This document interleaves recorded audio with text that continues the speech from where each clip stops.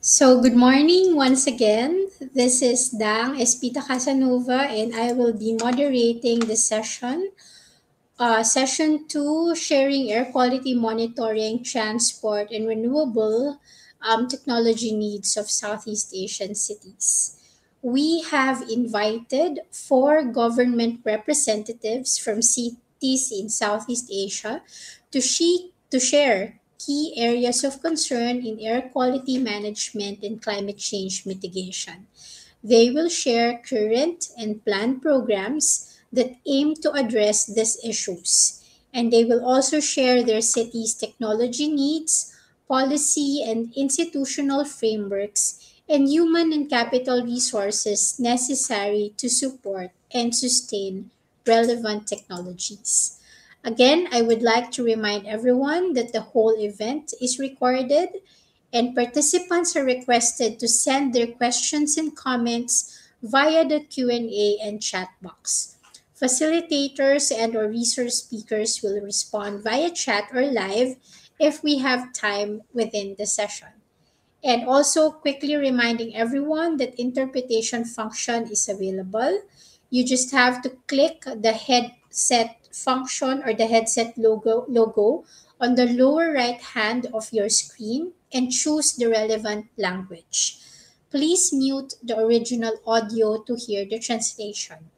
And if you are experiencing slow internet, just click the HD button on the lower part of your screen and change to LD. And so, without much further ado, I would like to welcome Miss Andrea Villaroman from Quezon City, Philippines, Mr.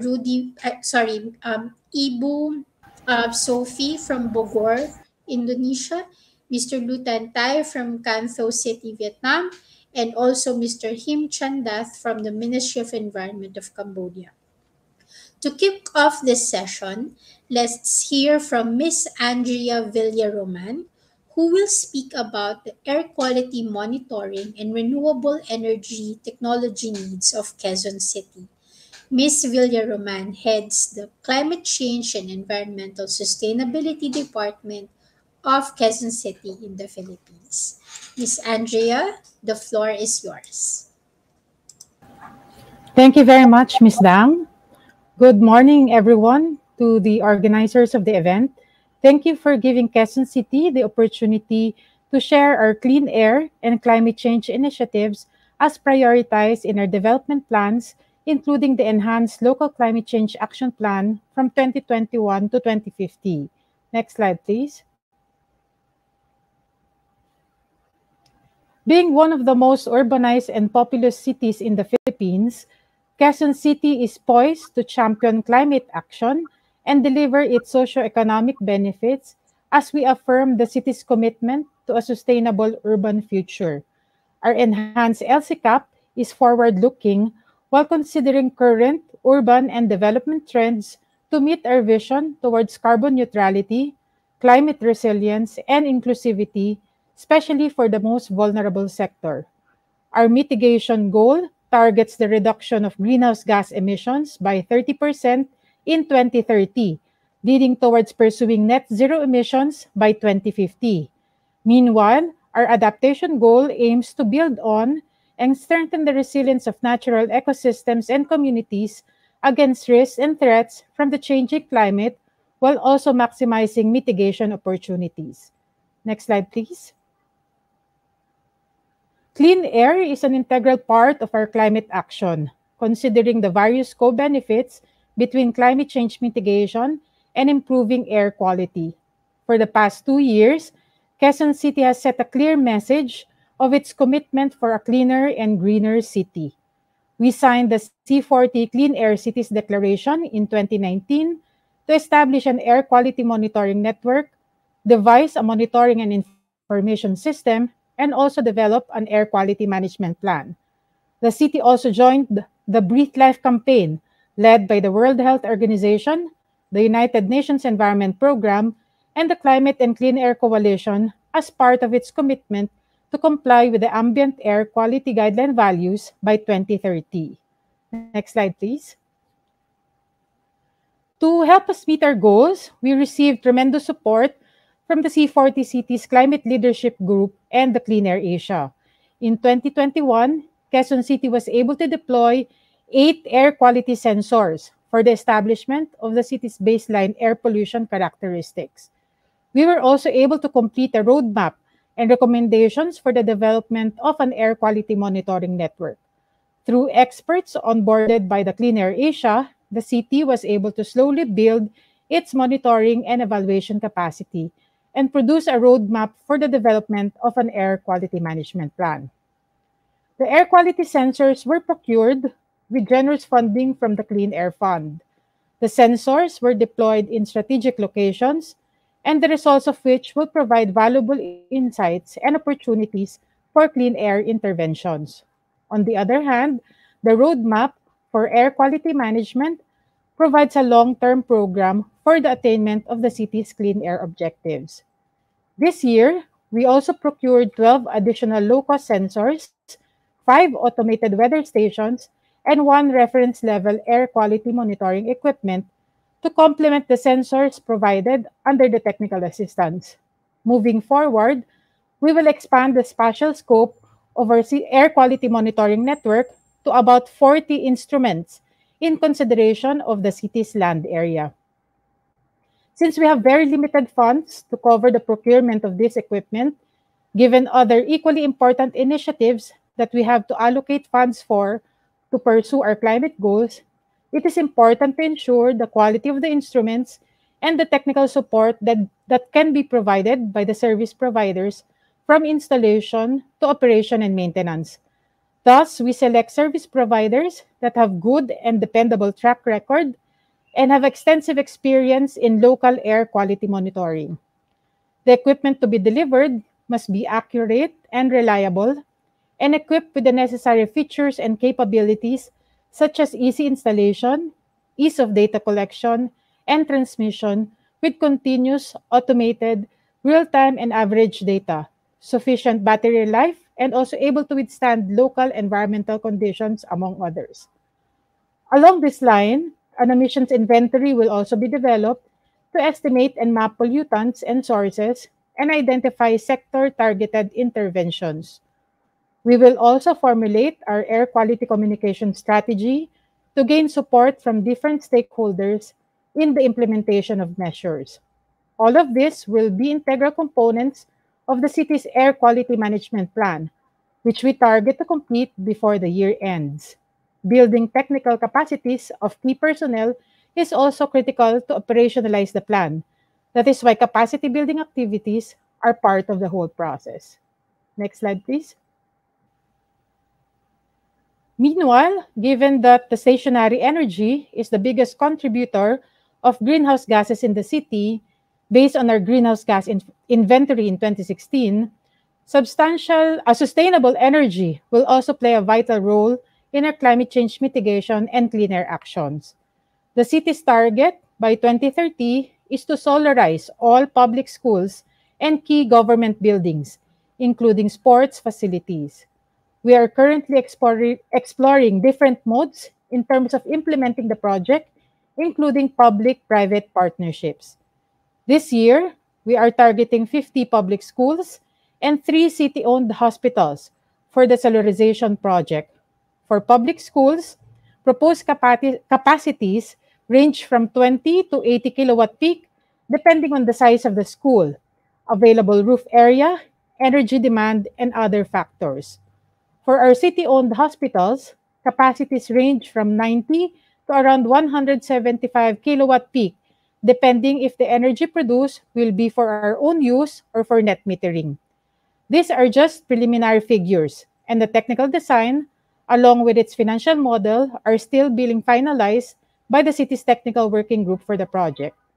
Similar with the procurement of air quality sensors and equipment, strict regulations and guidelines will be followed to ensure the quality and reliability of the solar PV modules. Given the high investment cost, the best available technologies and procurement modes are being considered to maximize our resources. These efforts will hopefully encourage the private sector and our citizens to also utilize renewable energy as we champion and transition to a low-carbon development. Energy efficiency and conservation is also being mainstreamed by the city government in line with the country's energy efficiency and conservation law enacted in 2019. With this law, we are now working on replacing around 600 old air conditioning units with energy efficient air conditioning systems, with more than 2,500 indoor and outdoor lighting systems with energy efficient LED lights. These initiatives are included in the city's local energy efficiency and conservation plan to reduce energy demands and greenhouse gas emissions, as well as promote utility savings. Next slide, please. The transport sector is also given attention, considering its contribution to greenhouse gas emissions and air pollution. Quezon City is scaling up the deployment of reliable and accessible bus rapid transits as a new mode of transportation and provides an additional option to commute around the city. Currently, we have 8 routes with an estimated total distance of around 131 kilometers. The buses follow a specific schedule, and these are interconnected to the rail transit system, as well as other networks and facilities for a more strategic transport system. Utilization of electric buses for this purpose is now being studied, given the potential positive impacts to the environment, as well as the benefits to low wage individuals who travel long hours and largely depend on public commuting. We are also greening our vehicle fleet, pioneering the procurement of zero-emission vehicles for the use of the city government, will stimulate the local vehicle market and initiates the development of renewable energy powered charging infrastructure in strategic locations to ease transition from conventional to clean and efficient vehicles, not only for the city's own fleet but also for public transport. This sends a powerful message that sustainable transportation is possible with the right planning and ambition. Around 300 e-tricycles were already distributed by the city as donated by the Department of Energy to drivers and operators in various communities. We have also collaborated with our local electric company to install smart charging stations, which include coin-operated charging pods utilizing solar panels that can continuously accommodate e-tricycles. The use of controlling traffic flow systems and technologies, as well as automated traffic data analytics, is also being explored right now as a means to reduce energy consumption, GHG emissions, and air pollution. In terms of promoting active transport, we will be completing a cumulative total of 350 kilometers of bicycle lanes, along with the pedestrianization of growth centers to maximize the co-benefits of active mobility. We recently counted those using alternative modes of transport in 16 major thoroughfares, and during the 12-day observation, we have tallied a daily average of 28,731 cyclists, 603 bicycles with sidecars, 438 e-scooters, and 417 e-bikes. The infrastructure that we will build must be able to accommodate the growing number of people using these alternative modes. All these projects will be fortified by the city's air quality monitoring network and management plan, which can provide necessary data points to help the city plan where to design smart interventions such as traffic management, low emission zones, and green corridors that can help mitigate air pollution and reduce emissions. Next slide, please. All these initiatives are incorporated in the city's enhanced local climate change action plan for 2021 to 2050. The plan contains the policy direction, including the city's governance framework and external partnerships which affirm our commitment to a sustainable urban future that is compatible with the objectives of the Paris Agreement, the Sustainable Development Goals, and a green and just recovery in light of the COVID-19 pandemic. It sets out a strategic framework to build climate resilience, pursue carbon neutrality, advance green economic development, and provide a livable quality community for all. To fully attain the aspirations of the city on climate change and sustainability, reliance on technology is inevitable. While this is the case, it is important that the knowledge and capacities of our city personnel on innovative technologies is at par with the pace of technological advancement. This is where active participation in local and international networks play a vital role. With the support and assistance from technical experts and practitioners, appropriate and cost-efficient technologies and tools can be assured given the financial investments involved, and proper knowledge and capacities will be transferred, which will enable us to effectively and efficiently undertake our interventions. Thank you very much, and thank you for listening.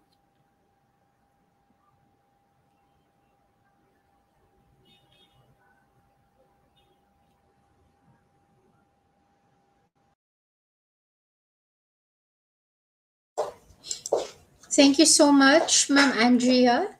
And indeed, very insightful presentation, really looking into and giving us a big picture of the air quality monitoring and renewable energy applications, and of course, what is the outlook of the city on this technology sectors moving forward. There are a couple of questions in the Q&A box. You can opt, or you may opt to address them in chat or in live later during our discussion. So, but before that, I would like to please I would like to please check with everyone in the audience. If you have trouble using the interpretation function, let me just quickly guide you through this. There's a logo in the lower right part of the screen that looks like a headset, so you can click that. The Interprefy widget should pop out, and if it asks for a token, you can type in Clean Air Asia without space, and then you could click enter, and it should be able to show you the options, Vietnamese and Indonesian language for the interpretation. So what you need to do is to mute the original audio, which is a button right on the left of the headset logo, and you should be able to hear the translation. So if you continue to encounter this problem, please feel free to type in your concerns in the chat box, and uh, our partners from Interprefy would be able to help you. And so for our second speaker, I would like to call on Ibu Sophie Linawati, the head of Economy, Natural Resources, Infrastructure, and Region under the Development Planning Agency, or BAPEDA, of Bogor City. Dari Ibu Kota Sophie Bogor. has also been the Asset Administration Head at the Dan Regional beliau Financial and Asset Management Agency before she moved to the BAPEDA. Ibu Sophie, checking if all is okay, and hand over the floor to you. Okay. Okay. Thank you, Ms. Dar Espita. Terima kasih kepada Clear Air Asia yang telah memberikan kesempatan kepada Kota Bogor untuk melakukan sharing terkait dengan penurunan polusi udara dan juga perubahan iklim di Kota Bogor dari sektor transportasi. Oke, next. Oke, Kota Bogor mempunyai program pembangunan dan juga program strategis yang sudah dicanangkan di dalam RPJMD Kota Bogor tahun 2019 sampai 2023 dengan program prioritasnya terbagi menjadi 3, yaitu peningkatan kualitas hidup masyarakat, lalu kedua adalah pembangunan infrastruktur dan pemulihan ekonomi yang berbasis dengan potensi lokal, yang ketiga adalah reformasi birokrasi. Di dalam program-program prioritas ini, pemerintah Kota Bogor sudah membuat tagline-tagline untuk janji politis wali kota. Salah satu tagline-nya yang berkaitan dengan transportasi ini adalah Bogor Lancar. Bogor Lancar ini ada beberapa program yang akan diusung dalam program strateginya, yaitu yang pertama terkait dengan rerouting dan shifting angkutan perkotaan. Lalu yang kedua adalah pembangunan jalan alternatif. Yang ketiga pembangunan flyover di beberapa ruas jalan seperti di Jalan RM Marta Dinata dan Kebon Pedes yang merupakan lintasan sebidang antara rel kereta api. Lalu yang keempat adalah revitalisasi stasiun kereta api.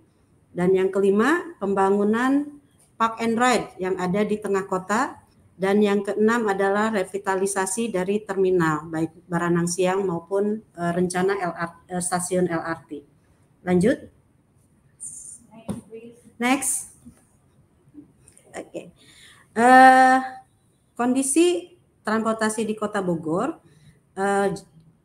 Kota Bogor memiliki 757.393 meter ruas jalan dengan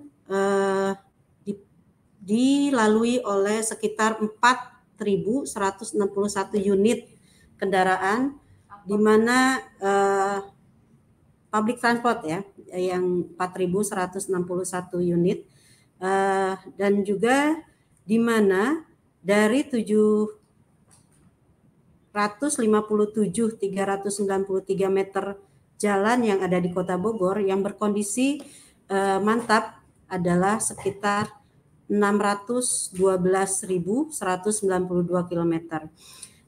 Lebih dari 1,2 juta perjalanan dan average 600.000 manusia bergerak dari Bogor, Jakarta maupun sebaliknya setiap hari. Sehingga perbandingan penggunaan transportasi pribadi dan publik itu masih lebih banyak penggunaan transportasi pribadi daripada transportasi publik. Oke, next. Oke.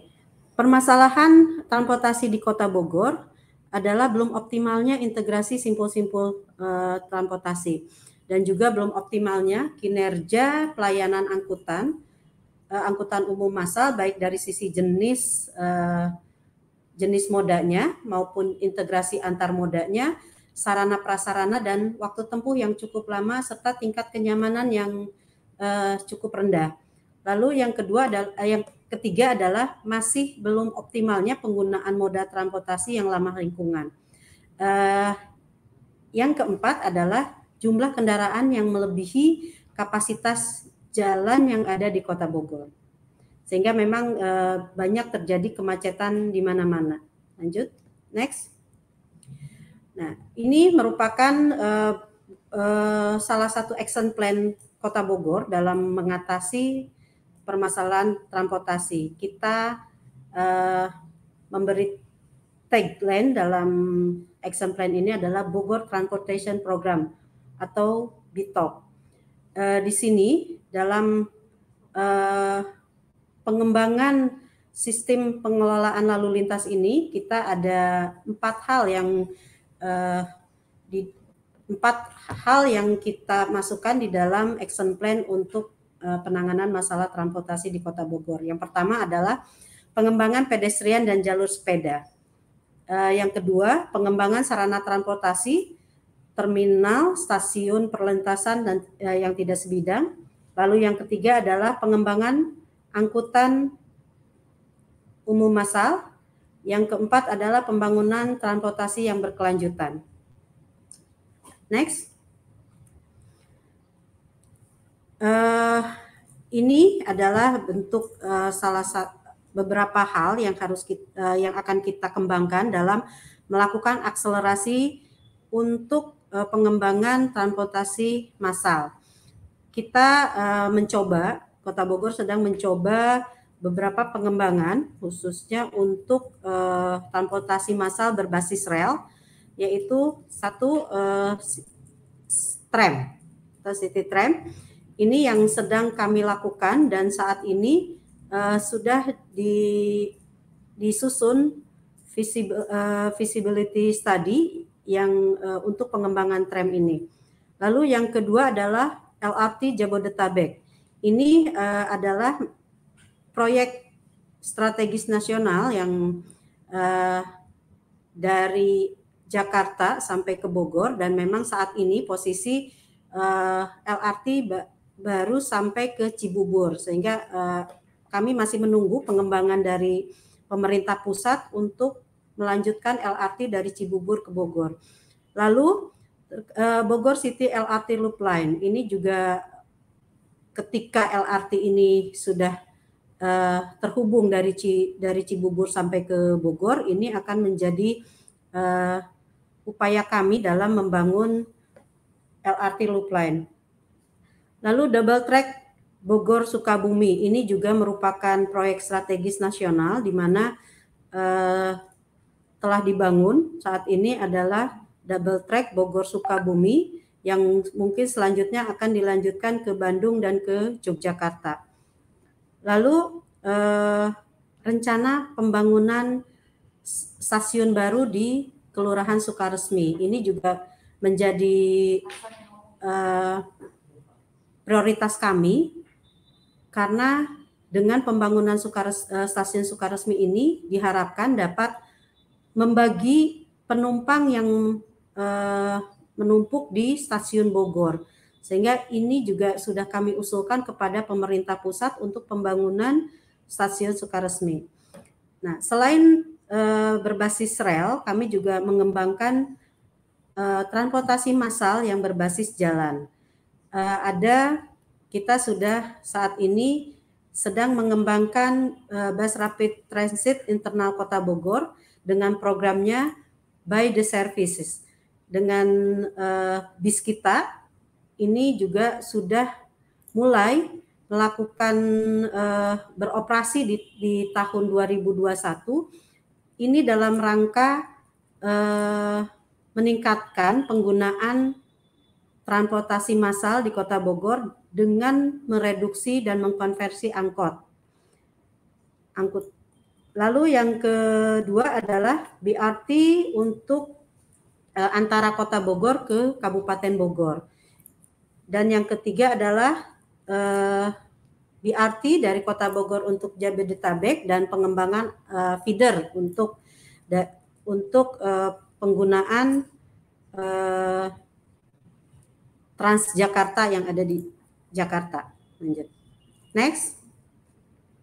Nah, ini merupakan ilustrasi dari pengembangan infrastruktur di area stasiun Bogor, di mana kita akan melakukan penataan di kawasan tersebut, sehingga nanti masyarakat akan lebih nyaman menggunakan transportasi massal.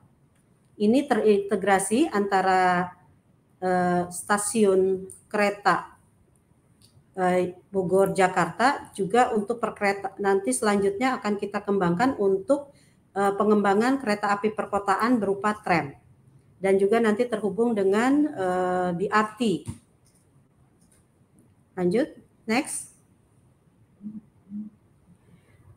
Ini adalah rencana pengembangan tram yang ada di Kota Bogor. Kita di dalam tram ini nanti akan menghubungkan antara titik stasiun LRT Jabodetabek, lalu terminal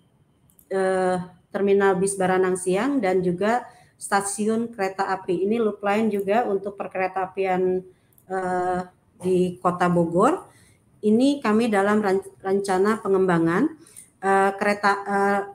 jalurnya sepanjang 8 km dengan 7 stasiun utama dan 11 substasiun yang tersebar di koridor 1. Ini melintasi pusat kota. Next.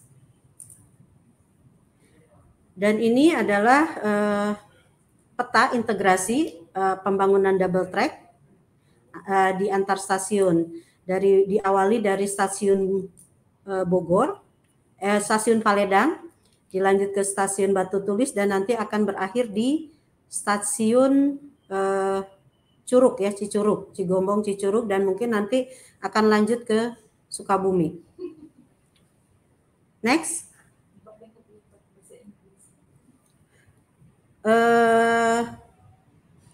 Ini adalah lokasi dari stasiun Sukaresmi yang rencananya kita usulkan pembangunannya. Kami sudah mengusulkan pembangunan stasiun Sukaresmi ini kepada pemerintah pusat. Next. Nah, ini adalah bus rapid transit atau BRT. Ini merupakan salah satu bentuk upaya kita mengurangi angkutan perkotaan atau angkot yang ada di Kota Bogor dengan melakukan konversi dan memberikan pelayanan yang maksimal. Ini juga merupakan bantuan dari pemerintah pusat melalui BPTJ dalam pengembangan transportasi massal berbasis jalan. Next. Ini juga upaya kami dalam melakukan penurunan polusi udara dan juga perubahan iklim di Kota Bogor dengan mengupayakan penggunaan bahan bakar gas. Ini kita sudah melakukan konversi untuk penggunaan dari BBM ke BBG. Kita sudah memiliki gas station yang memang baru satu, tetapi juga kita harapan kami bahwa ini akan berkembang dan akan ada beberapa lokasi gas station yang baru. Next. Nah, ini juga salah satu program kami Kota Bogor dalam mengatasi polusi udara dan perubahan iklim yang ada di Kota Bogor, yaitu dengan memasyarakatkan penggunaan kendaraan tanpa mesin, tanpa bahan bakar, yaitu dengan bersepeda. Sehingga kami perlu melakukan beberapa revitalisasi dan juga pembangunan untuk pengguna atau infrastruktur untuk pengguna sepeda dan juga para pejalan kaki, sehingga memang program prioritas wali kota salah satunya adalah pembangunan jalur sepeda dan jalur pejalan kaki. Next. Ini adalah contoh park and ride yang berada di sekitar stasiun Bogor. Ini kami juga beberapa saat ini sedang mencoba membuat satu baik kajian maupun desain untuk beberapa park and ride di beberapa lokasi di pusat kota. Ada perencanaan, ada 2 perencanaan besar yang akan kita lakukan dalam pembangunan park and ride, yaitu di sekitaran Terminal Bubulak dan juga di pusat keramaian yang ada di wilayah Jalan Surya Kencana. Itu sudah mudah-mudahan di tahun depan sudah mulai progresnya. Next. Ini adalah pembelajaran dari beberapa kota yang kita anggap sudah mulai berhasil dalam mewujudkan penggunaan transportasi massal. Kita sudah mencoba melihat ke Jakarta. Di Jakarta ini beberapa kita melihat untuk jalur sepeda maupun pedestrian itu dengan luas yang cukup lebar dan juga panjang yang sudah terbangun itu sekitar 67 km dan untuk jalur sepeda itu sudah 63 km. Sedangkan mikrotrans yaitu ada sejumlah 69 trayek dengan jumlah armada sebanyak 1.724 unit dengan jumlah penumpang 234.000 penumpang perharinya. Lalu juga di Jakarta itu sudah memiliki BRT dan non-BRT, di mana di sini sudah ada 179 trayek dengan jumlah armada sebanyak 1.869 unit dengan jumlah penumpang di kisaran 1 juta penumpang per hari. Lalu juga untuk berbasis rel sudah ada MRT, ini juga sepanjang 16 km dengan difasilitasi 13 stasiun. Jumlah armadanya ada sekitar 16 transit, di mana setiap kereta itu terdiri dari 6 gerbong ya, dengan penumpangnya sekitar 123.491 penumpang per hari. Juga ada pengembangan LRT yang terbaru juga. Ini dengan panjang lintasan di 5,8 km, terdiri dari 6 stasiun. Jumlah armadanya ada 8 transit dengan masing-masing satu tren itu terdiri dari 2 gerbong dengan jumlah penumpang sekitar 4.462 penumpang per hari. Ini juga di Jakarta sudah ada juga angkutan perairan. Ini dengan rute 3 lintasan dengan jumlah kapasitas kapalnya 54 kapal, penumpangnya adalah 870 penumpang per hari. Ini biasanya ada di pelabuhan di Muara Angke. Dan juga untuk di Jakarta sudah untuk selain dari penggunaan angkutan atau sarana untuk penunjang angkutan massal, ini juga sudah dilakukan rekayasa lalu lintas yang ada di Jakarta. Kita mungkin ada juga sistem ganjil genap yang sudah diberlakukan di beberapa ruas jalan dan juga di jam-jam tertentu. Juga ada juga manajemen parkir yang mereka sudah mulai menghilangkan on street parking, sehingga mereka sudah mulai membangun beberapa park and ride yang ada di tempat-tempat keramaian. Lalu juga ada juga push strategi berupa insentif dan disinsentif bagi pengguna kendaraan pribadi, sehingga akan mendorong masyarakat untuk lebih banyak menggunakan transportasi umum. Sedangkan push strateginya adalah layanan angkutan umum yang terintegrasi, sehingga memudahkan masyarakat dalam penggunaannya, dan juga fasilitasnya yang dibuat nyaman agar masyarakat lebih menyukai penggunaan transportasi umum ini. Nah, ini ada skema integrasi transportasi yang ada di Jakarta juga melalui Jaklingko. Jaklingko ini mewujudkan integrasi prasarana dan prasarananya dan integrasi sistem operasionalnya. Ini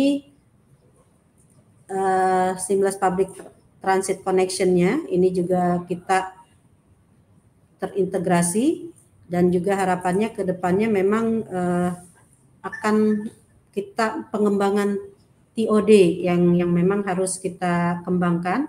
Ini juga di Jakarta sudah berkembang di beberapa titik TOD yang sudah saat ini berjalan.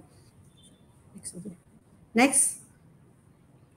Nah, ini juga selain dengan Jakarta, kita juga Kota Bogor juga sudah mencoba belajar kepada Kota Surabaya yang ada di Jawa Timur. Ini juga Surabaya dengan desain BRT-nya yaitu Surabaya Bus meniru beberapa negara maju baik wujud dan mekanisme pembayarannya, karena didorong untuk menciptakan modal transportasi yang ramah lingkungan. Jadi efektivitas implementasinya adalah berkurangnya volume dari penggunaan kendaraan pribadi, lalu mengurangi sampah botol plastik dalam rangka pengurangan dalam rangka mendukung program 3R, lalu kolaborasi berbagai pemangku kepentingan. Next. Ya. Begitu Pak Miss Dang, jadi apa yang kami lakukan di Kota Bogor dalam upaya menurunkan polusi udara dan juga perubahan iklim. Terima kasih atas perhatiannya.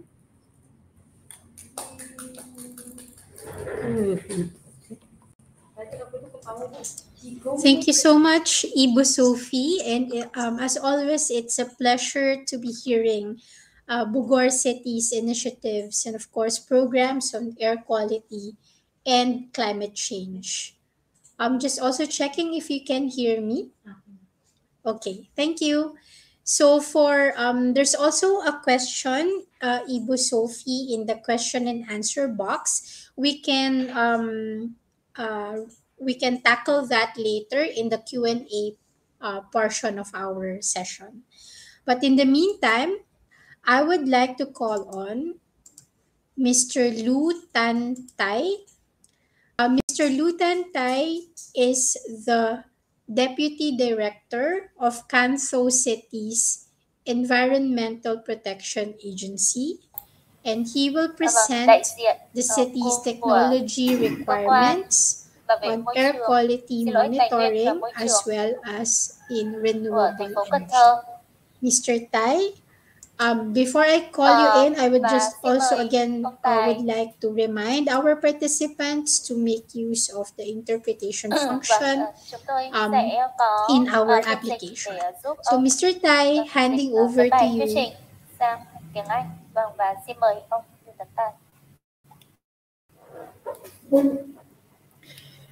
Xin cảm ơn cô Đăng Vita Kanasova của tổ chức Không khí sạch châu Á. Xin chào buổi sáng quý vị, toàn thể quý vị đại biểu. Thì kính thưa quý vị đại biểu, thì lời đầu tiên tôi xin phép được gửi đến ban tổ chức cùng toàn thể quý vị đại biểu lời chúc sức khỏe và lời chào trân trọng nhất. Thì tại cái hội thảo hôm nay thì tôi cũng chân thành cảm ơn tổ chức Không khí sạch châu Á, Viện Môi trường Chiến lược toàn cầu cũng đã có thư mời và cho phép tôi được báo cáo chia sẻ về nhu cầu công nghệ giám sát chất lượng không khí và năng lượng tái tạo của thành phố Cần Thơ của chúng tôi tại cái hội thảo này. Thì sau đây thì tôi xin phép được trình bày cái bài báo cáo của tôi. Thì kính thưa quý vị đại biểu, xin chuyển qua slide tiếp theo ạ. Kính thưa quý vị đại biểu, thì thành phố Cần Thơ là một trong những 5 cái thành phố lớn của Việt Nam, có vị trí ở trung tâm của vùng đồng bằng sông Cửu Long, thuận lợi về giao thông, thương mại, và đây là một cái thành phố động lực phát triển kinh tế của cả vùng. Thành phố Cần Thơ cũng là một cái vựa lúa đảm bảo về an ninh lương thực của Việt Nam nói chung, nói riêng và của cả thế giới. Thì tôi xin chia sẻ một số cái thông tin cơ bản của thành phố của chúng tôi. Thì Cần Thơ có cái diện tích là 1.400 km², 90% diện tích đó là đất nông nghiệp. Đặc trưng là có một cái hệ thống sông ngòi kênh rạch dày đặc. Dân số của thành phố thì hơn 1,2 triệu người. Về cái đơn vị hành chánh thì thành phố của chúng tôi có 9 quận huyện, cụ thể là có 5 quận và 4 huyện, và 85 xã phường thị trấn. Về đặc điểm của khí hậu thì nằm trong cái khu vực là nhiệt đới gió mùa, thì có 2 mùa rõ rệt, đó là mùa mưa và mùa khô.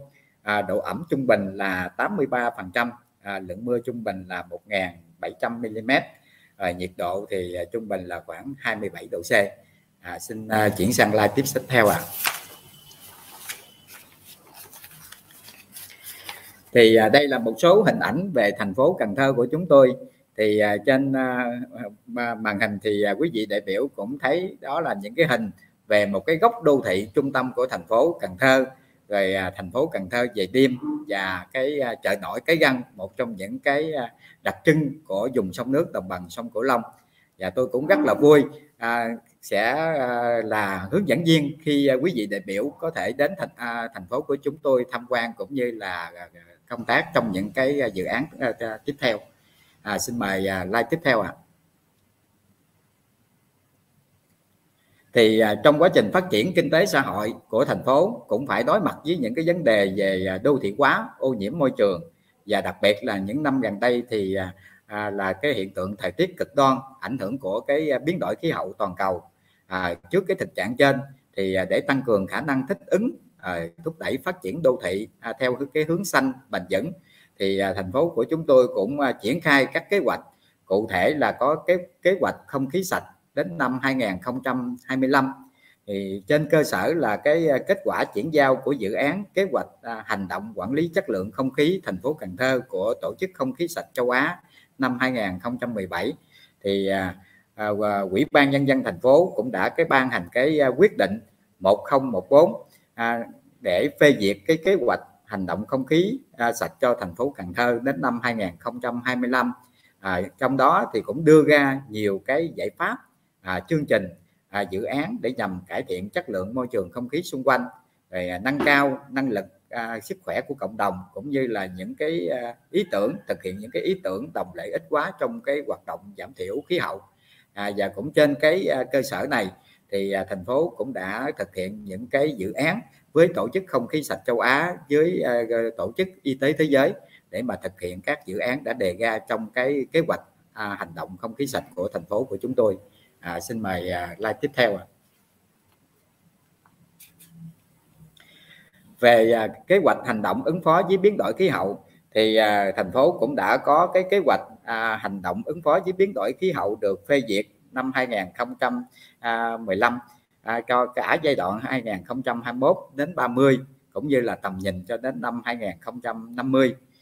Thì mục tiêu là ứng phó với biến đổi khí hậu và giải quyết những cái mối quan hệ hài hòa giữa cái phát triển kinh tế xã hội và bảo vệ môi trường, nhằm giúp thành phố Cần Thơ mạnh mẽ và thích ứng hơn với cái việc biến đổi khí hậu. Xin mời slide tiếp theo.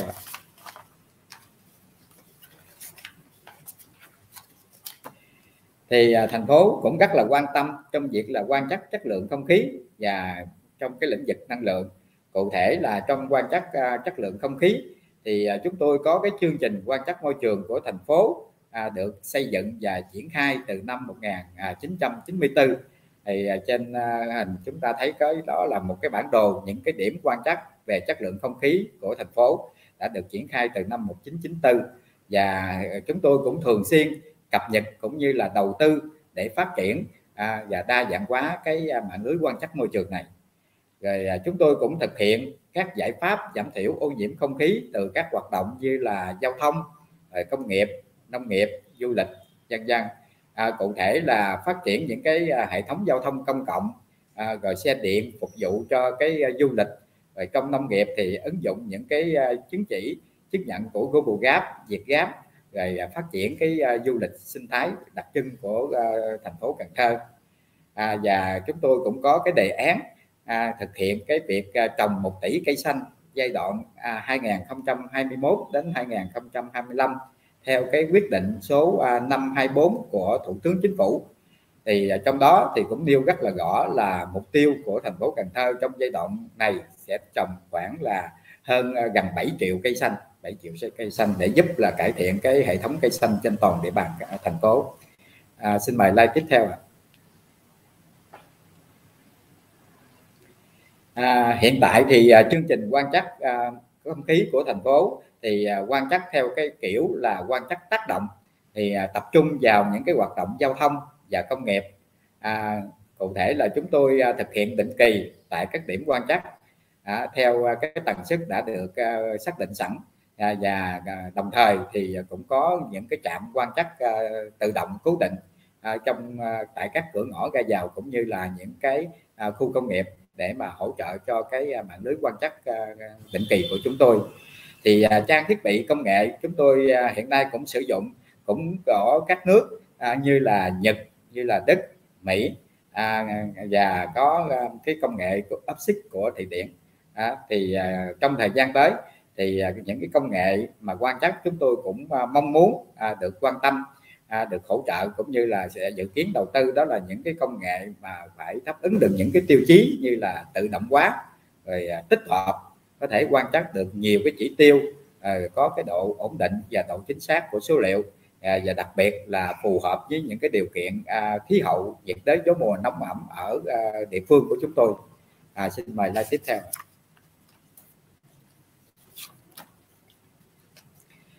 Về lĩnh vực năng lượng thì thực hiện theo những cái văn bản hướng dẫn cũng như là chỉ đạo của Trung ương, thì thành phố của chúng tôi cũng đã có ban hành cái kế hoạch số 110 ngày 21 tháng 5 năm 2021 để phát triển cái năng lượng tái tạo của thành phố Cần Thơ giai đoạn 2021-2025. Thì trong đó có đặt ra những cái mục tiêu cụ thể. Đầu tiên là phải xây dựng những cái cơ chế chính sách đột phá để thúc đẩy cái việc phát triển năng lượng tái tạo, đặc biệt là ưu tiên về điện mặt trời, điện gas, rồi khuyến khích đầu tư các nhà máy sản xuất điện từ rác thải đô thị, điện sinh khói và chất thải rắn. Rồi chúng tôi sẽ thực hiện cái việc đánh giá tiềm năng điện mặt trời trên mái nhà, rồi điện gió, điện sinh khói, sinh học, để từ đó sẽ xây dựng cái chiến lược phát triển các dạng năng lượng này. Rồi mục tiêu đến năm 2025 thì cái nguồn điện từ năng lượng tái tạo sẽ chiếm 4%. Ở trong đó điện mặt trời là đạt 100 MW, và điện gas là 7,5 MW, và điện sinh khói là 20 MW. Ngoài ra thì thành phố cũng triển khai nhiều cái biện pháp khuyến khích sử dụng hiệu quả năng lượng, chuyển đổi năng lượng, như chúng tôi khuyến khích hỗ trợ việc thực hiện các mô hình biogas cho các hộ dân ở khu vực nông thôn trong cái hoạt động là chăn nuôi, rồi triển khai cái chương trình kiểm toán năng lượng cho doanh nghiệp, rồi cũng như là cái công tác tuyên truyền khuyến khích cho doanh nghiệp chuyển đổi công nghệ để sử dụng hiệu quả năng lượng. Thì trên hình thì quý vị đại biểu có thấy đó là một cái hình về nhà máy điện gas, đốt gas phát điện của thành phố chúng tôi đã được đầu tư vào năm 2018 với công suất là 400 tấn gas thải sinh hoạt một ngày, và đốt gas phát điện là 7,5 MW. Xin mời slide tiếp theo.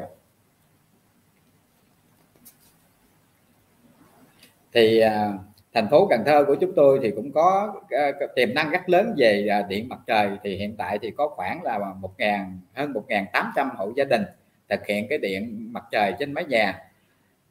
Tiềm năng trong tương lai thì sau khi chúng tôi tiến hành đánh giá chi tiết tiềm năng điện mặt trời thì cũng sẽ đề xuất những cái chiến lược phát triển nguồn năng lượng này, đồng thời cũng xây dựng những cái chương trình truyền thông khuyến khích phát triển năng lượng mặt trời.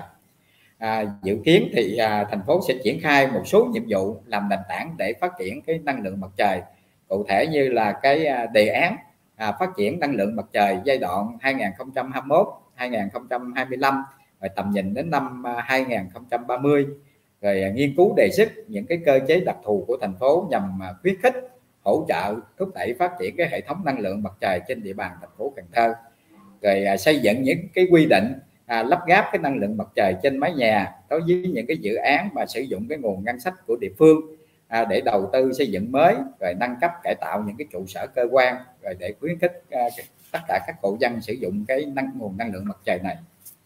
Xin mời slide tiếp theo. Về triển vọng của thành phố trong việc là mở rộng các dự án về giám sát chất lượng không khí và năng lượng tái tạo, thì về giám sát chất lượng không khí thì hiện nay thành phố của chúng tôi đang xây dựng và triển khai những cái dự án cụ thể, là dự án đầu tư cái trang thiết bị, dự án xây dựng mạng lưới quan trắc tài nguyên và môi trường thành phố Cần Thơ giai đoạn 2020 đến 2025, tầm nhìn đến 2030, rồi dự án đầu tư cái hệ thống trang thiết bị truyền nhận phần mềm quản lý dữ liệu quan trắc môi trường tự động, rồi xây dựng cái cơ sở dữ liệu quốc gia về nguồn thải, rồi giám sát quản lý cái khối lượng chất thải rắn, cũng như là cũng đang thực hiện cái việc là phát triển cái thành phố thông minh, ứng dụng những cái công nghệ thông minh để hỗ trợ cho cái việc là quản lý, cũng như là giúp cái cơ quan ra quyết định để mà thực hiện những cái giải pháp phát triển kinh tế xã hội cũng như là bảo vệ môi trường theo cái xu hướng là thành phố thông minh. Xin mời slide tiếp theo.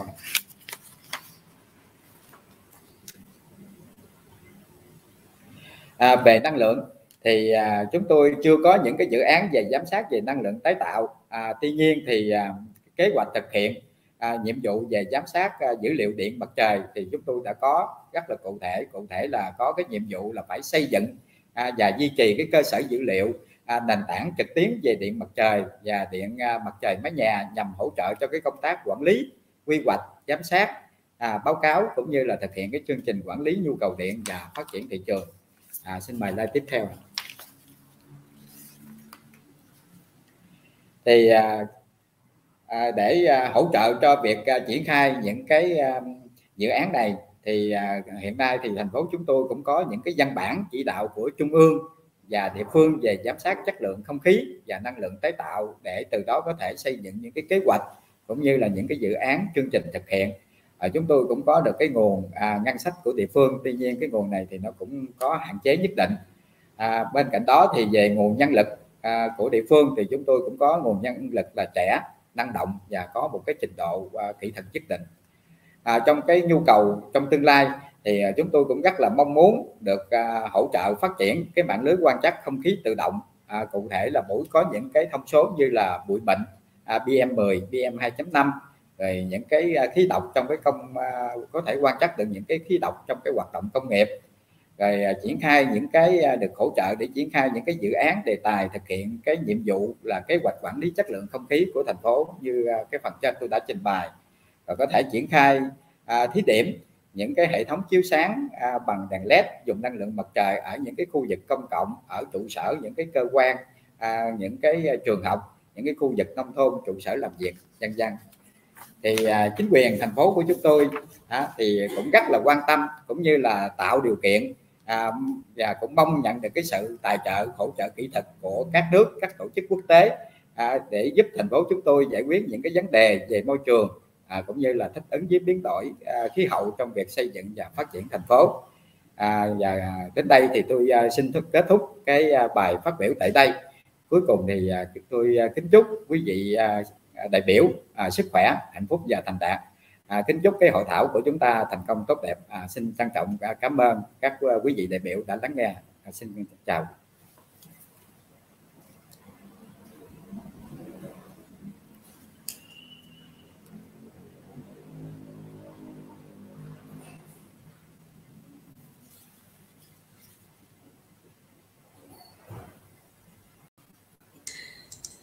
Thank you so much, Mr. Tai.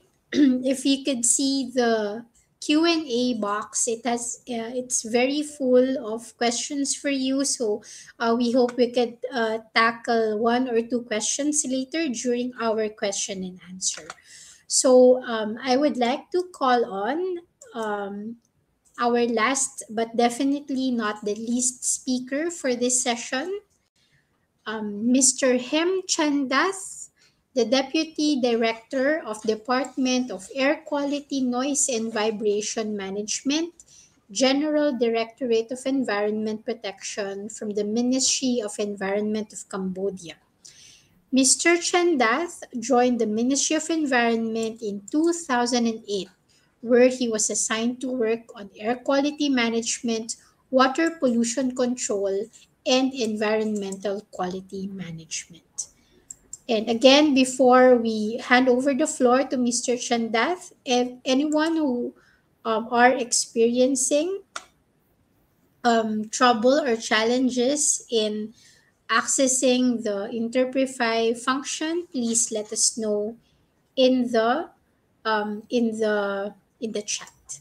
So please welcome Mr. Him Chandath of the Ministry of Environment of Cambodia. Yes, thank Dan for inviting me to join the session today. Good morning, everyone. I'm glad to join the Technology Roundtable and Fair for Combating Air Pollution and Climate Change. Today, I will share information about Cambodia, in particular regarding air quality monitoring, transport, and renewable energy of Phnom Penh, capital city of Cambodia. Hello everyone, my name is Him Chandet. As Dan introduced you, I'm Deputy Director of Air Quality, Noise and Vibration Management of the Ministry of Environment, Cambodia. Yes, please move to the next slide. This is the content of my presentation. In my talk, I structure my slide into three main parts. One is the introduction. That in this part, I will cover general information about Cambodia, air quality monitoring, clean air plan of Cambodia, and the Cambodia NDC update. And in the second part, I will talk about the Phnom Penh capital city, that including some information about the city, transport and energy sector of the city. And the last part is part 3. We'll share about the Phnom Penh Sustainable Plan. There's important document of the Phnom Penh. In this part, I will highlight some key aspects of the Phnom Penh Sustainable Plan. Yes. And please move to the next slide. For the introduction, yes, Cambodia is located in Southeast Asia with a population about 60 millions. And Phnom Penh is capital city. And Cambodia is in tropical climate. We divided into two main seasons. It's a rainy season from June to December and dry season from January to May. With a total area of 181,035 square kilometers. Cambodia share border with Thailand, Laos, and Vietnam. Just as you can see in the map. Please move to the next slide. This slide is about air quality monitoring Cambodia. Up to now, Ministry of Environment of Cambodia have installed 44 air quality monitoring equipment and installed across all provinces of the nation, as you can see in the map. Yes. And the parameters for monitoring, including TSP, PM, we have PM10 and PM2.5, CO, ozone, SO2, and NO2.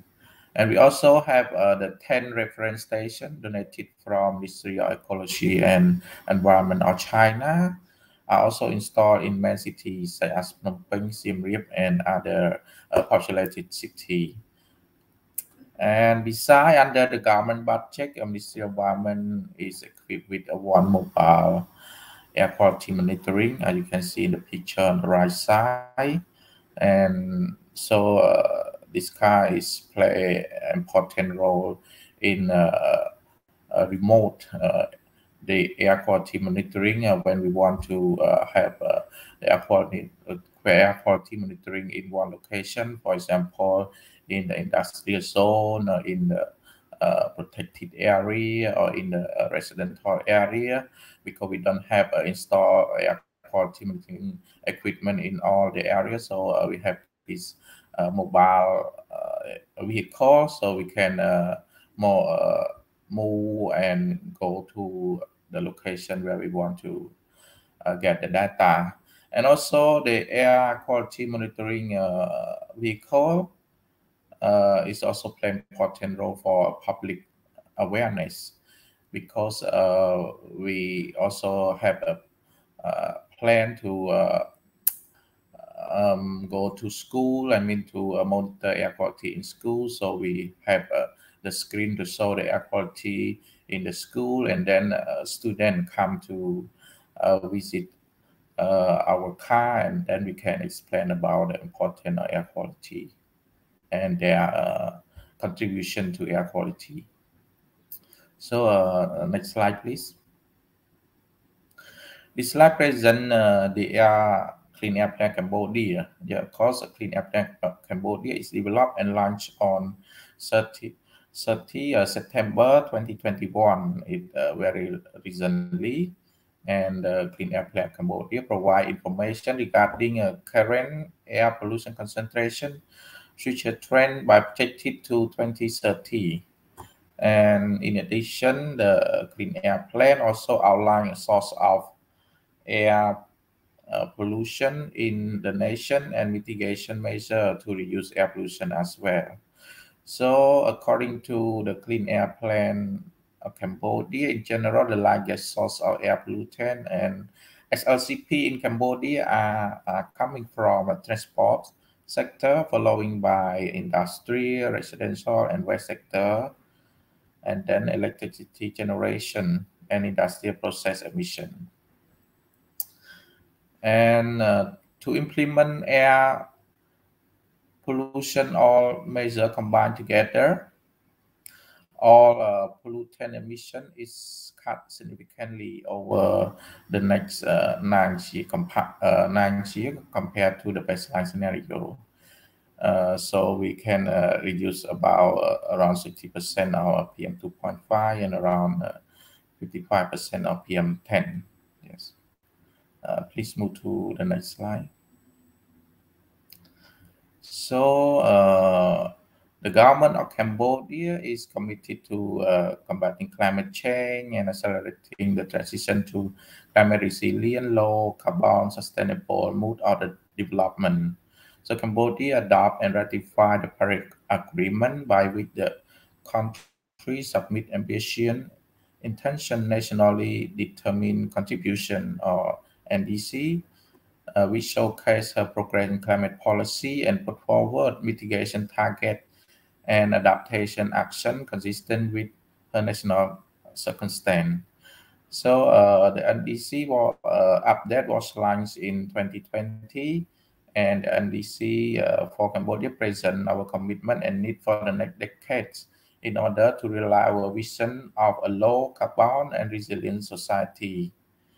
So other result, according to in the business as usual scenario, overall greenhouse gas emission, so coming from energy, agriculture, industrial base sector, in 2030 without forest and land use sector, are expected to rise up to 79 million metric ton equivalents. Yes, and overall greenhouse gas emission with follow are expected to increase up to around 155 million ton CO2 equivalent per year. And the estimated emission reduction with follow by 2030 under the NDC scenario will be approximate around 64.5 million ton CO2 equivalent, or equal 42%. Yes. So next slide, please. And so let's move to Phnom Penh, capital city of Cambodia. So this slide will share information. I will share information about the Phnom Penh capital city. Indeed, Phnom Penh is the capital city and more popular city of Cambodia. The city is situated on the bank of Tonle Sap, Mekong River, and Basat River, and home for more than 2 million people. As you can see in the picture, so above is the present day of the Phnom Penh, and the old picture, and then the low picture is the old day of Phnom Penh. So it's more developed, yes, more high sky building. So please move to the next slide.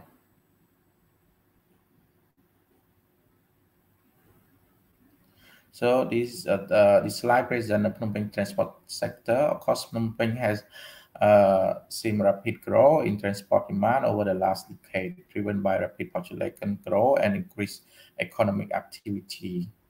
While Phnom Penh population grew by approximately only 2.6% per year between 2001 and 2011. Vehicle registration grow by over 11.7% per year, so more than triple the number of registration over the decade. And in 2015, the total number of registered vehicle countrywide was estimated around 2.3 million for motorbike, and and car for around 159,000 car. So the rapid expansion of the use of private transport in the city have resulted in increased traffic volumes as pumping infrastructure development and traffic management has been outpacked. And the net result of this have been slow traffic and increased level of congestion and road side accident and air pollution as well.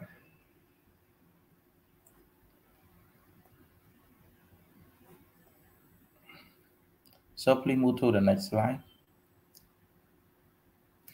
While Cambodia rely on predominantly on traditional biomass and imported petroleum, Cambodia energy supply mix is changing rapidly to meet demand, urbanization, and structure change our economy. So in 2016, Cambodia consumed around 7,000 kilowatt per hour of electricity, and 77% of that generated within the country.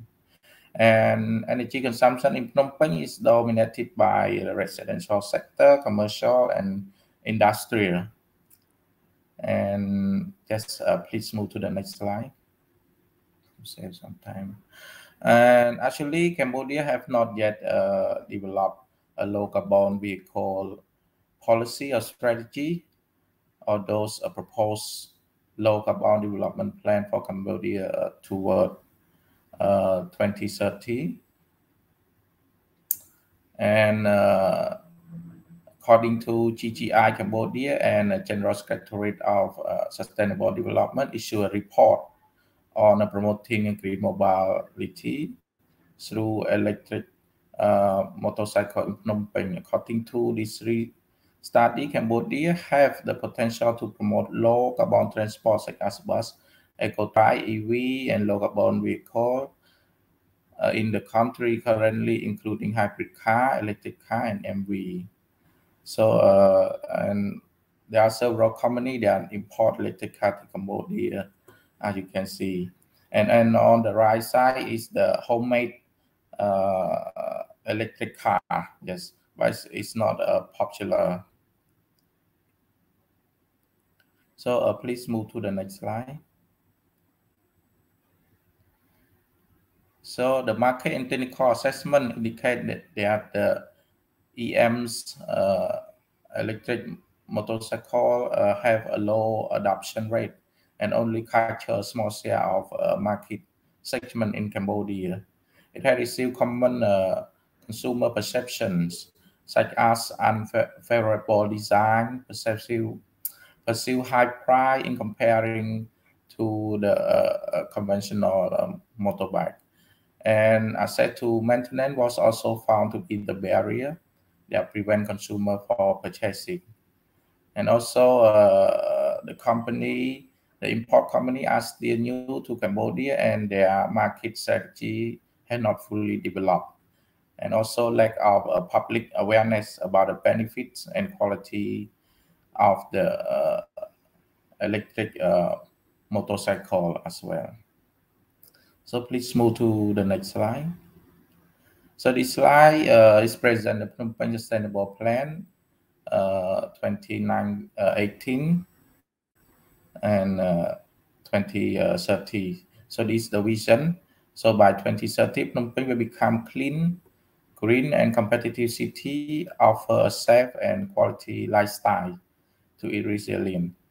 So they have in the document, they lay out 4 main goals such as decouple economic growth from environmental impact, increase social inclusive, reduce poverty level, and improve urban welfare, provide urban resilience for all citizens to natural climate and other risks, and ensure urban competitiveness and attractive to business.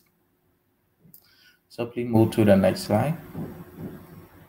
Cambodia have considerable renewable energy potential, including solar, biomass, and waste to energy. However, their application in Cambodia remain low.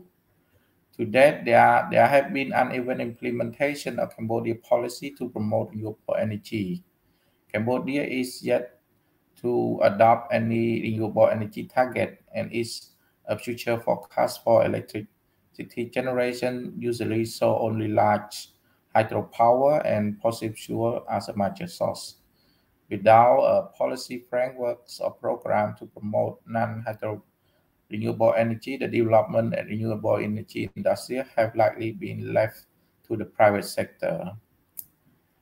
And the grid connection renewable energy face a number of challenges.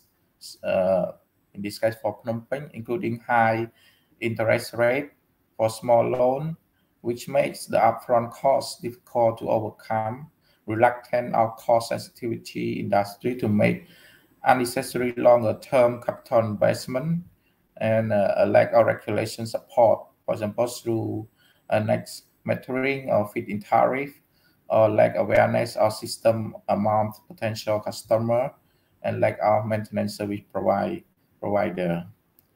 Yes, next slide, please. So regarding the energy sector, there's outlined in the Phnom Penh Sustainable City Plan. They have an energy sector objective. As you can see, I just take it out so you can review it. And next slide.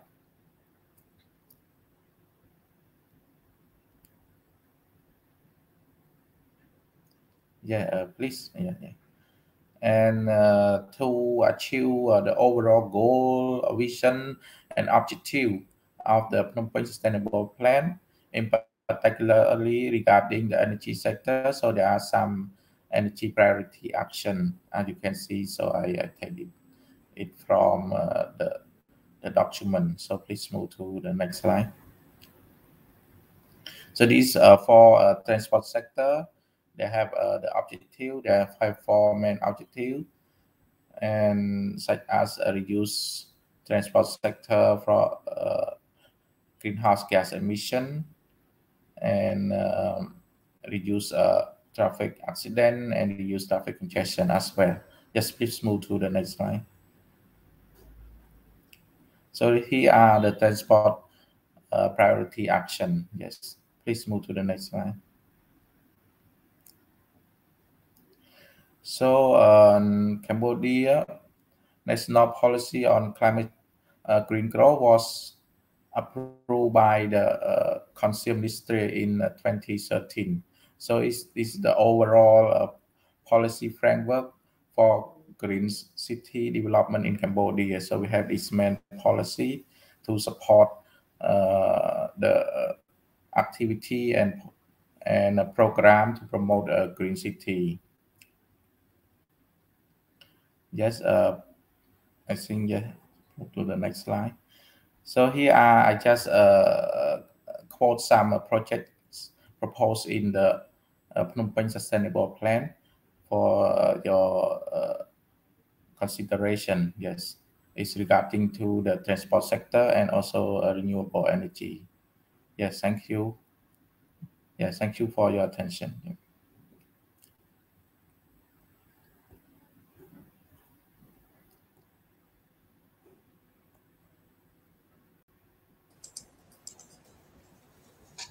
Thank you so much, Mr. Chandath. And while you are on the screen, allow me please to raise a question from one of our audience, who is very much interested on the status of emission control technologies used by biomass plants and other power plants and industries in Cambodia.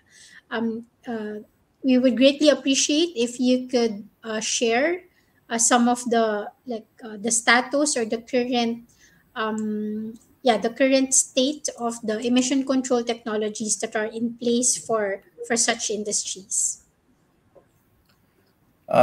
Basically, such as a coal power plant and also a cement power plant, they use their own technology. Mostly they import from like Germany or some company, such as in a coal power plant in one of the province, the coastal area.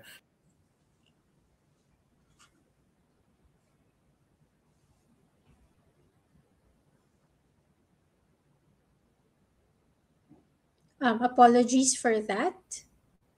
Mr. Chandath is muted. Yes, hello? Yes, we can hear you now, Mr. Chandath. Yes, sorry for that. And yes, for the technology, normally they implement by a private sector. So it's factories such as a coal power plant, cement power plant, they need to equip with their own technology. So the government not guide them. They need to put this kind of technology or this kind of technology, but we control the emission from their factory. So they can install whatever technology they can afford, and also we just need to control the emission from their factory to make sure they are emit the pollutant is comply with the government standard. Thank you. And I think this is also very important to highlight the coordination between the Ministry of Environment, of course, and the city government in, of course, addressing stationary sources of pollution as what our participant raised. And I think the last question for Mr. Chandath before I move on to Mr. Tai is that in terms of target setting, Mr. Chandath, what do you think are the priority programs and measures that are being really prioritized by the Ministry of Environment in the next 2 years? And how do you think technology could play, a crucial role in really achieving emission reduction targets for the country and, of course, for the cities in Cambodia? Mm-hmm. I think for the next 2 years is like a very short term. And for the main priority of the government of Cambodia, especially for Ministry of Environment, who in charge of air quality monitoring, we want to install air quality monitoring across the main city of Cambodia. In my slide presentation, we have only 44 air quality monitoring to install across the main city of the country. But there are urban areas, many urban areas that need to install the air quality monitoring as well. So this is very important that technology can jump into support, monitor the air quality of the Cambodia as well as other main city. Yeah. Thank you. Thanks so much. And it's very good that, these are all anchored on the Clean Air Action Plan of the country, and that all targets and all stakeholders that have a role in the rollout or the operationalization of the Clean Air Action Plan is already identified. I'm sorry, there's another question, Mr. Chandath. If you Yes. could share with us how the central government allocates resources to Phnom and other cities to overcome, initial cost barriers with respect to technology adoption for air quality and climate emissions reduction. Could you provide insights on that as well? Now the government implement like a decentralization, and also last yesterday Prime Minister also like impress us to improve, to move the country more developed. We need to implement decentralization. So the government through the Ministry of Finance, so they reuse, I mean they deliver, they give the budget to the local authority, also Phnom Penh authority. So year by year they have the strategy to give more fund to local authority. Yeah. Okay, thank you. Through Thank you the so much for that. decentralization. Yeah. Yes, and I think decentralization is also something that not only in Cambodia, it's also something that other countries in the region is really looking into. Of course, to multiply capacities and of course to promote efficiency and effectivity in mobilizing action. So thank you so much for that, Mr. Shandat. And I would like to, I mean, the question and answer box in our platform has been very busy, but I would like to pose this question to Mr. Lu Tan Tai. So Mr. Tai, let me know if you are on stage already. Now I can see you. Kindly unmute.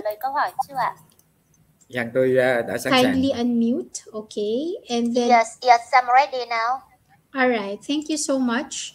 So, Mr. Tai, from our colleague from IGES, very interesting presentation. Could you share with us any information on what support are the cities getting from international partner countries in installing clean air solutions or advanced technology-based về việc equipment? thực hiện các cái giải pháp chất lượng không khí, rồi là những cái giải pháp để có thể kiểm soát chất lượng không khí ạ. Chúng ta đã đạt được những cái kết quả như thế nào ạ? Dạ, xin cảm ơn câu hỏi của quý vị đại biểu đã đặt ra cho tôi. Thì chắc tôi xin chia sẻ thêm. Thì dựa trên những cái kế hoạch về hành động không khí sạch của thành phố, rồi kế hoạch ứng phó với biến đổi khí hậu, cũng như là một số cái kế hoạch dự án của thành phố đã được Ủy ban Nhân dân thành phố phê duyệt. Thì trong những cái kế hoạch dự án này thì chúng tôi đều có những cái danh mục, những cái nhiệm vụ, cũng như là những cái dự án đề tài, đề án sẽ triển khai trong giai đoạn ngắn hạn, trung hạn và dài hạn. Và những cái dự án mà đặc biệt là phải triển khai sớm để giải quyết những vấn đề bức xúc về môi trường hay những cái lĩnh vực khác có liên quan. Thì dựa trên những cái dự án này thì khi có sự hỗ trợ hợp tác của những cái tổ chức quốc tế hoặc là những cái nước đến từ các quốc gia khác nhau, thì chúng tôi sẽ mong muốn là sự hỗ trợ này để triển khai những cái dự án cụ thể. Thì trong thời gian qua thì chúng tôi cũng đã được sự hỗ trợ của Tổ chức Không khí sạch châu Á, rồi của Tổ chức Y tế Thế giới, Tổ chức JICA của Nhật Bản, cũng như là Quỹ Mekong Hàn Quốc, vân vân. Thì đã giúp cho chúng tôi triển khai một số cái dự án về quan trắc môi trường, tăng cường năng lực quan trắc môi trường, không chỉ là môi trường không khí mà còn quan trắc về môi trường về nước mặt, về nước dưới đất, để mà cải thiện cái năng lực quan trắc, cũng như là chúng tôi thực hiện thí điểm những cái mô hình phân loại rác thải sinh hoạt, hoặc là chúng tôi triển khai những cái dự án về xử lý chất thải gắn sinh hoạt, xử lý chất thải gắn công nghiệp theo tinh thần của cái luật bảo vệ môi trường năm 2020 của chúng tôi đã được đi vào hiệu lực. Thì chắc tôi xin phép chia sẻ ngắn gọn như thế. Thank you so much, Mr. Tai, and indeed, always a pleasure from Cleaner Asia's side to continue to support Cantho in the implementation of its cleaner action plan. I think we are short of time for this session, but I would like to invite our audience to go through the question and answer box, and you will see there very rich responses from our city representatives. There were questions on, of course, how investment or capital financing are being supported, of course, through different mechanisms. There are also questions on capacity building programs that are being implemented in the respective cities. And I think there's also interest in terms of how, you know, these capacity building programs and initiatives are sustained through interagency or multi-stakeholder cooperation. So there's just one part or first part of our program for this afternoon. I would like to just quickly provide guidance to the audience that after lunch, so starting at 1 p.m. Manila time, we will be hosting 3 parallel sessions in which we will be joined by our invited and featured technology providers and companies on air quality monitoring, renewables, as well as transport. So in your interface, you would see you will be able to access these separate rooms.